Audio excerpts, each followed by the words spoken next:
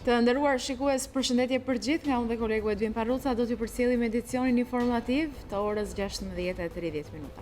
Jemi në studio me Senada Jahon, ndër të tjera do të ndjekim. Presidenti Meta kërkoi dialog qeveri opozit për të larguar klimën e konfliktualitetit dhe arrogancës të krijuar në vend. Protestat i vlerësoi si mënyrë për të forcuar ndjenjën e llogaridhënies nga qeveria, por shtoi se shqiptarët nuk e kanë luksin të këpusin qoftë edhe një lule. Lidhur me thirrjen e Bashës për mos pagim taksash, Meta deklaroi se shteti mbahet në këmbë prej tyre. Donald Lu kritikoi disa nga politikanët shqiptarë që kanë qenë të ashpër në qëndrimet e tyre me komunitetin LGBT. Lu i kërkoi Manjanit, Sheut dhe Pampurit të kenë kujdes me deklaratat e tyre në lidhje me këtë çështje, pasi përfaqësojnë edhe elektoratin. Reagojnë dy të parët, Manjani akuzon ambasadorin se i dorëzoi drejtësinë qeverisë.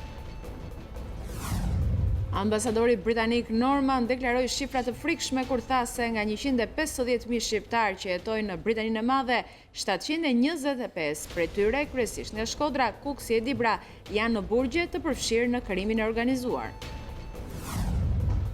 Prokuroria e Tiranës e kalon dosjen e vrasjes së Devi Kasmit e krimet e rënda për kompetencë, pasi ka dyshime që të arrestuarit për këtë krim të jenë pjesë e një grupi të strukturuar kriminal. Kryeministri Edi Rama paralajmëroi se duke nisur nga 1 qershor i këtij viti, çdo hotel që derdh ujërat e zeza në det do të mbyllet. Ai pranoi se Shqipëria përballet me konkurrencë shumë të fortë në rajon sa i përket turizmit, ndaj sfida kryesore e saj është rris ofertat. Rusia akuzon Mbretërinë e Bashkuar për shpikje të një historie të rreme rreth helmimit të ish spionit rus Sergej Skripal. Ambasadori rus tha në Këshillin e Sigurimit të Kombeve të Bashkuara se Britania po luan me zjarrin. Në Slovaki po zhvillohen protesta masive kundër qeverisë për shkak të vrasjes së një gazetari investigativ. Protestuesit kërkuan shkarkimin e shefit policisë, që nuk arriti të parandalojë vrasjen e gazetarit dhe të fejuarës së tij.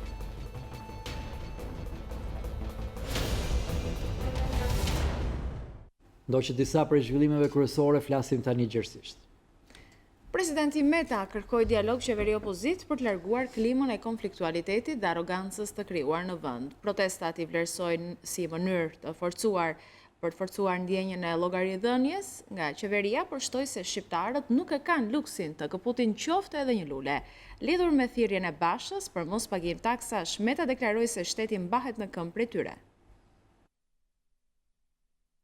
Opozita ka gjitha mundësi të shfrytëzoj instrumentat e saj për të rritur kontrollin parlamentar, ashtu sikurse edhe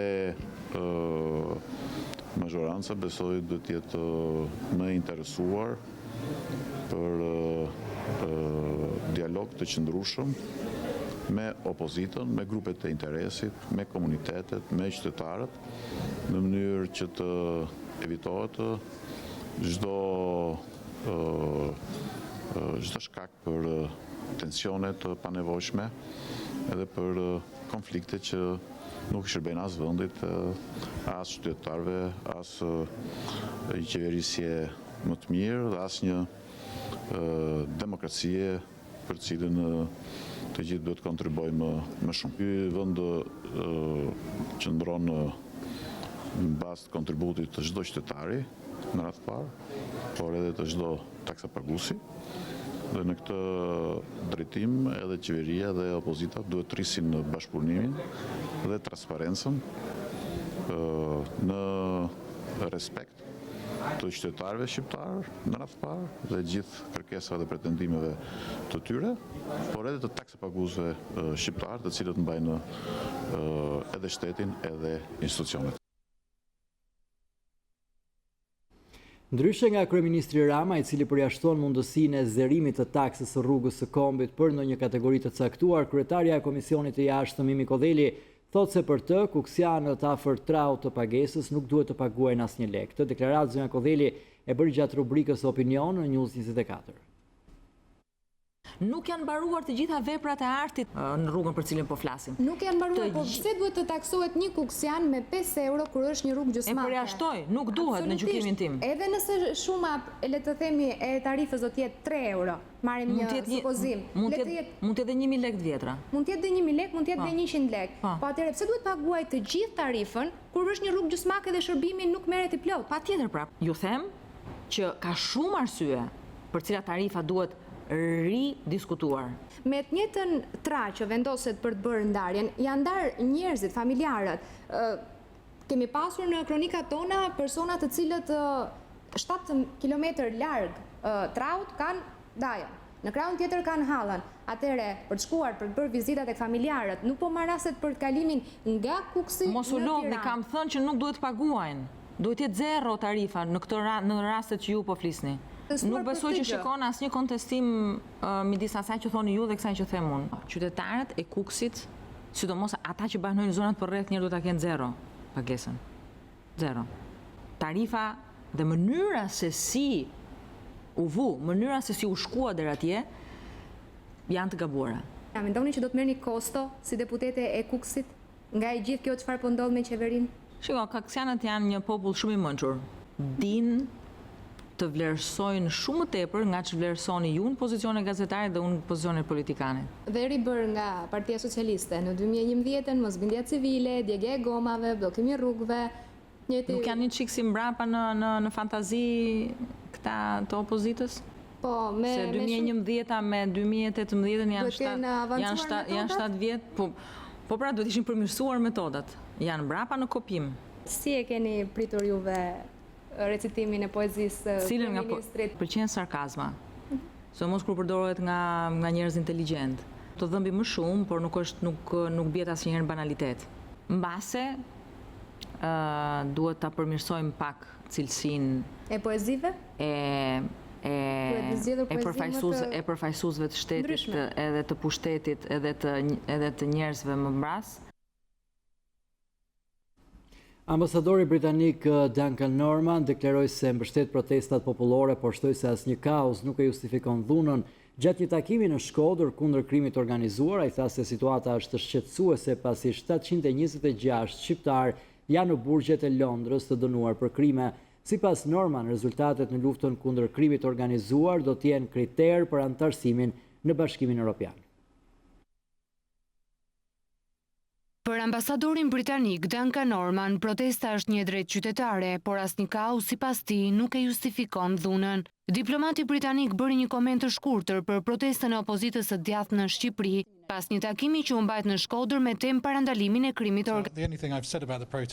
Dua të përsëris dhe një herë këtu qëndrimin tim mbi protestën, dhe qëndrimi është që çdo kush ka të drejtë të protestojë, por e rëndësishme është që këto protesta të jenë paqësore, pasi asnjë shkak apo asnjë kaos nuk e justifikon përdorimin e dhunës. Në takima imante për situatën e krimit organizuar në Britani, ku siç tha shqiptarët janë shpesh në krye të tij. Norman tha se janë plot 726 shqiptar të cilët vuajnë dënimin në burgjet e Londrës, 70% e të cilëve nga Kuksi, Shkodra dhe Dibra. Janë 726 shtetas shqiptar të Shqipërisë që janë në burgje, 70% vinë nga Shkodra, Kuksi dhe Dibra. Shumica janë dënuar për shkelje penale dhe mbi gjysma për trafikim të kokainës apo drograve të tjera. Krimi organizuar i bën shumë dëm shoqërisë shqiptare dhe sidomos veriut. Gjithçka është negative nga krimi organizuar. Kemi vite që e luftojmë dhe rezultatet arrihen duke punuar së bashku. Duhet të përfshihen të gjithë, policia, shërbimet sociale, pushteti vendor, shoqëria civile, vetë qytetarët dhe kushdo tjetër për ta luftuar. Gjatë takimit nuk munguan replikat dhe debatet mes palëve politike shqiptare. Kryebashkiake e Shkodrës Voltana Ademi hodhi akuza ndaj zëvendës kryeministres Mesi për implikim të qeverisë me trafikun e drogës. Do shkojmë tani drejt për së drejti, ndjekim deklaratën e kryedemokratit Basha jashtë selisë së Partisë Demokratike.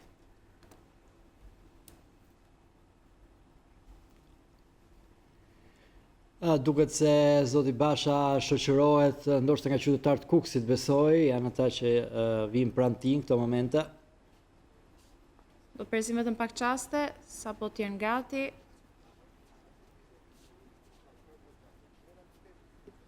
E njerëz të cilët kanë protestuar më herët në Kukës përpara komisariatit për lirimin e njerëzve të tyre, cilët vazhdojnë të mbahen në burg si mas sigurie.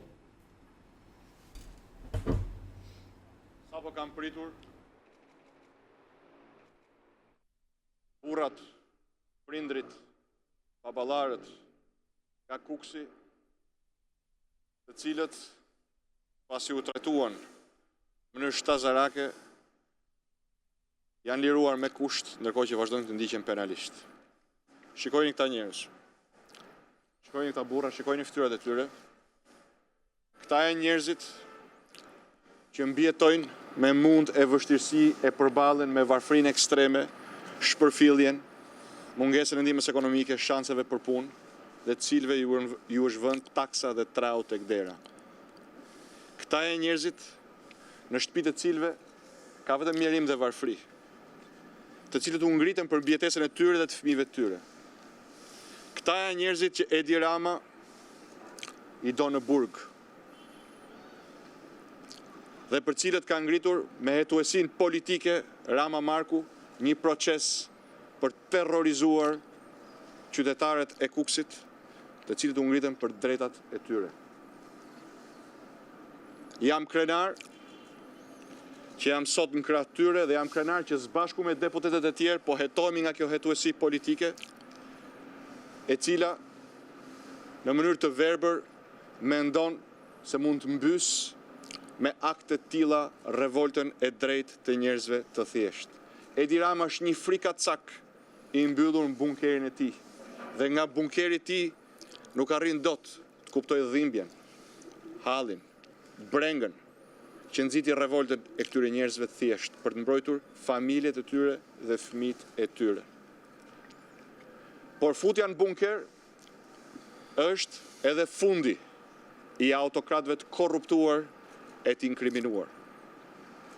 Na i bëj thirrje sot të gjithë shqiptarëve të vazhdojmë të gjithë së bashku kryengritjen qytetare, aktin që ndërmorën qytetarët e Kuksit për të refuzuar grabitjen dhe padrejtësinë nga kjo qeveri, të vazhdojmë të gjithë deri në fund, deri në fitore këtë përpjekje të përbashkët për të dhënë fund një herë e mirë, një shteti grabitqar e të padrejtë, një shteti të privatizuar nga Edi Rama, i cili për hir të xhepave të tij dhe të klientëve të tij vërsuli policinë kundër njerëzve të pambrojtur, i trajtoi ata si terroristë, ndërkohë që kriminalët, trafikantët, ministrat e korruptuar, ata që jetojnë në saraje miliona dollarëshe, që kanë vënë miliona dollar pasuri me lekët e taksës së qarkullimit që vidhet dhe nuk shkon për mirëmbajtjen e rrugës Kombit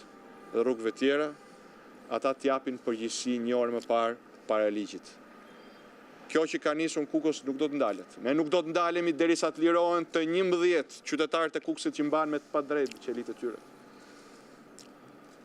Nuk do të ndalemi derisa të hiqet dhe të anullohet taksa e rrugës Kukësit, rrugës Kombit. Nuk do të ndalemi derisa të ndalë persekutimi ndaj këtyre njerëzve dhe të shkojnë para ligjit urdhëruesit e kësaj dhune, projektuesit e kësaj dhune dhe ekzekutuesit e kësaj dhune. Kjo është betejë jonë. Jemi e do të jemi deri në fund, deri në fitore në krah të këtyre njerëzve të thjeshtë. Ju faleminderit.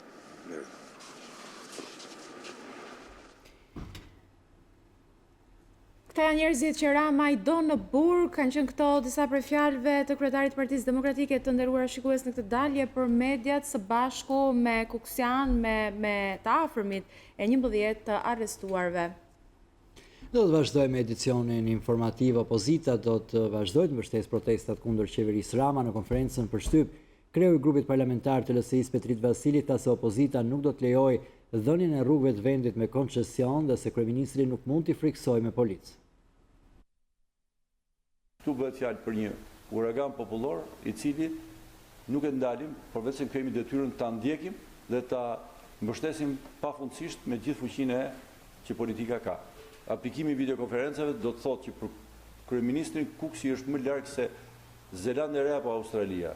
Etika e parlamentit ka vdekur dje bashkë me votimin që është bërë në Byroun e Kuvendit, që një bastard që përcakton popullin e tij si organi gjenital maskullor është atje dhe konsiderohet normaliteti më i madh në botë. Opozita përfundimisht, duke bërë honzëri qytetarëve, nuk kthehet pas asnjë hap për sa i takon anullimit taksës së rrugës Kombit. Kryeministri i Shqipërisë pranoi që ai ishte fajtori, nuk mund të jenë fajtor ata qytetarë që ndodhen në burg, dhe akti i parë duhet lirimi i tyre menjëhershëm dhe nxjerrin para drejtësisë të gjithë prokurorëve dhe policëve të cilët falsifikuan aktet. Cila është drejtësia e re që lini? Drejtësia që manipulon faktet, manipulon provat. Fakti që kryeministri vazhdon të flasë për koncesionet, kur Fondi Monetar Ndërkombëtar dhe ambasada amerikane, dhe ambasada amerikane kanë kërkuar ndaljen e koncesioneve, janë fakt që oligarkët e kanë zënë për fyti, por Shqipëria nuk mund të jetë as viktime oligarkëve dhe as lopa që e mjelin oligarkët, të cilët ndajnë pjesën me kryeministrin e vendit. Sot ambasadori Donald Liu kritikoi disa nga politikanët shqiptarë që kanë qenë të ashpër në qëndrimet e tyre me komunitetin LGBT, duke orientuar në këtë mënyrë edhe debatin publik. Liu përmendi nominalisht kështu Ylli Manjanin, Dritan Shehun dhe Oriola Pampurin, duke ju kërkuar të kenë kujdes me deklaratat e tyre pasi përfaqësojnë edhe elektoratin e tyre. Manjani e Shehu reaguan menjëherë për këtë deklaratë. Në një studim të realizuar për herë të parë në Shqipëri për pjesëmarrjen e komunitetit LGBTI në politik, tregon se nga 73 persona që kanë pranuar orientimin e tyre seksual, 10% e tyre janë pjesë e partive. Më pro të drejtave të tyre është vlerësuar Partia Socialiste. Partia Demokratike është parë disi më konservatore, ndërsa Partia Republikane dhe PDU kanë më pak mbështetje ndaj këtij komuniteti. E pranishme në aktivitetin ku u prezantuan këto gjetje, deputetja e majorancës Vasilika Hysi tërhoqi vëmendjen e ligjvënësve në adresimet ndaj antarëve të LGBT-s.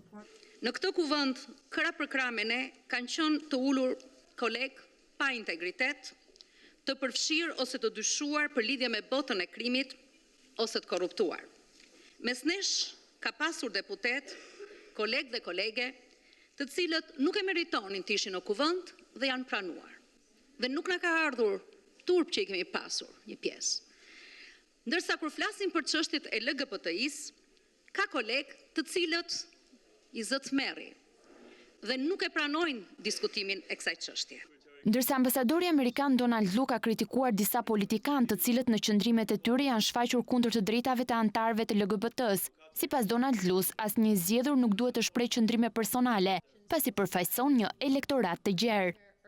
Kemi ndjekur debatin e nxitur nga komentet e bërë nga Ylli Manjani, Dritan Shehu dhe Oriola Pampuri. Shpresoj që drejtuesit politik ta kuptojnë se fjalët e tyre përfaqësojnë jo vetëm bindjet e tyre vetjake, por edhe të njerëzve të cilët janë zgjedhur për t'i përfaqësuar. Por i menjëhershëm ka qenë reagimi i deputetit Dritan Shehu, i cili konsideron të papërshtatshme deklaratën e ambasadorit dhe thotë se ka të drejtë të shprehë bindjen e principet e tij personale për të tilla çështje, kuptohet brenda ligjeve të vendit tim. Ylli Manjani, ish-ministri i LSI-s, ishte më i drejtë për drejtë. Edhe unë, zoti Liu, po ndjek me vëmendje debatin në Amerikë për përfshirjen tuaj në dorëzimin e sistemit të drejtësisë së Shqipërisë në duart e qeverisë. Kjo është më e rëndësishme, ndjes që nuk debatoj dot me ty në kuvend, sepse nuk jam deputet. Por një mesazh e kishte edhe ambasadorja e Bashkimit Evropian Romana Vlahutin.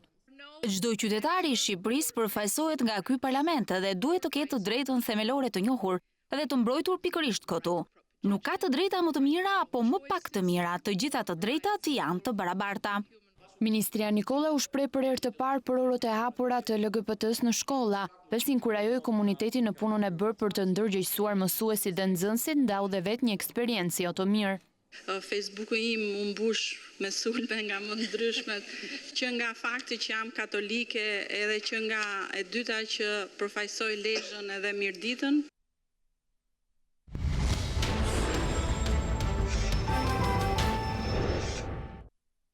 Ndrojmë temë, Prokuroria e Tiranës e kalon dosjen e vrasjes së Devi Kasmit e krimet e rënda për kompetencë pasi ka dyshime që të arrestuarit për këtë krim të jenë pjesë e një grupi të strukturuar kriminal. Krimet e rënda do të rivlerësojnë masat e sigurisë për të akuzuarit dhe do të zhvillojnë hetimin e plot për zbardhjen e vrasjes së bujshme në janar të këtij viti. Prokuroria e Tiranës landuart nga hetimi i vrasjes së Devi Kasmit mbrëmjen e 29 janarit në kryeqytet. Dosja penale u transferua në prokurorinë për krimet e rënda, pasi mbi të dyshuarit, mes të cilëve dhe ish speciali grek Eftimios Eftimiu, rëndon akuza e grupit të strukturuar kriminal. Duke qenë se kompetente për hetimin e kësaj vepre janë krimet e rënda, dosja voluminoze kaloi në duart e tyre. Këtë të premte, gjykatësia Ardiana Bera vendosi të mos shqyrtoj kërkesën e të dyshuarit Mario Meshini për zëvendësimin e masës së sigurisë me argumentin se është kompetencë e gjykatës për krimet e rënda. Përpara kësaj gjykate pritet të dalë edhe Mario Meshini, megjithse mohon lidhjen me ngjarjen, duke argumentuar se me viktimën kishte miqësi të fortë. Me gjykatësit e krimeve të rënda do të përballen edhe ish speciali grek Eftimiu, i cili dyshohet si ekzekutor, Elton Hoxhallari, Elton Halipaj dhe Malvin Dinellari. Nga hetimet e deri tanishme rezulton se shtetasi grek është paguar për ekzekutimin e 42 vjeçarit nga grupi kriminal i drejtuar nga i shumë kërkuari Aurel Hoxhallari. Përgjatë 2 muajve të qëndrimit në Shqipëri, ish speciali grek në bashkëpunim me të dyshuarit e tjerë thuri planin dhe ekzekutoi 42 vjeçarin Kasmi në rrugën Petrocani në Tiranë. Prokuroria pretendon se ka në duar provat forta fajësie për të dyshuarit, por janë krimet e rënda që do të vendosin për fatin e tyre.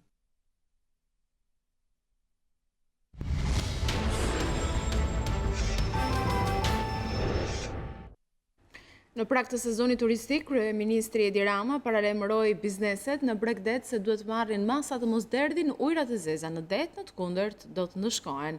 Kush gjendet në shkelje të këtij ligji nuk do të tolerohet, deklaroi Rama në panajirin mesdhetar të turizmit që u zhvillua në kryeqytet.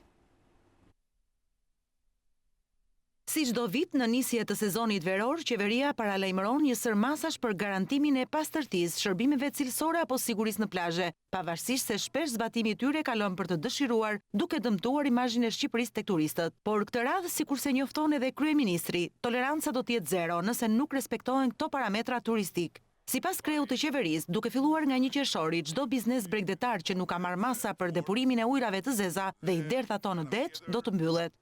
Nuk do të lejojmë dhe do të ndëshkojmë struktura pritse në Bregdet që e derdhin ujrat e zeza në det. Të gjitha strukturat pritse në Bregdet duhet të marrin masa për të pajisur me sistemet e depurimit. Kush do të gjendet në shkelje të këtij kushti nuk do të tolerohet dhe do të rrezikojë të humbas të gjitha të ardhurat e pritshme nga sezoni turistik. Penalizime do të ketë edhe për hedhjen e mbeturinave në plazhe. Edhe për ministrin Blendi Klosi nuk do të tolerohet askush që bën vendimpis. Nuk mund të funksionojë ky sistem që kemi për hedhjen e mbeturinave kudo, që nga i pushuesi thjesht, nga i biznesi i vogël, biznesi i madh dhe ndot të cilët ndontojnë me dashje apo pa dashje sezonin turistik. Një tjetër element i rëndësishëm për një imazh më të mirë të turizmit në Shqipëri është edhe siguria e pushuesve. Plazhet tona duhet përballen në këtë vit me një infrastrukturë krejtësisht re për sigurinë e jetës në plazhet tona. Çdo lajm i dal për një jetë humbur fatkeqësisht në plazhet tona është dëmtuesi më i madh i imazhit ton turistik. Ajo që nuk do të tolerohet në këtë sezon turistik do të jetë edhe zhurma e muzikës së lokaleve. Muzika do të jetë e kontrolluar dhe për këtë ne do të kemi një angazhim maksimal së bashku me forcat e rendit. Të gjitha këto masa u prezantuan nga kryeministri Rama dhe ministri Klosi në hapjen e panajirit 3 ditor mesdhetar të turizmit në Tiranë me pjesëmarrjen e përfaqësuesve nga vende të ndryshme të rajonit.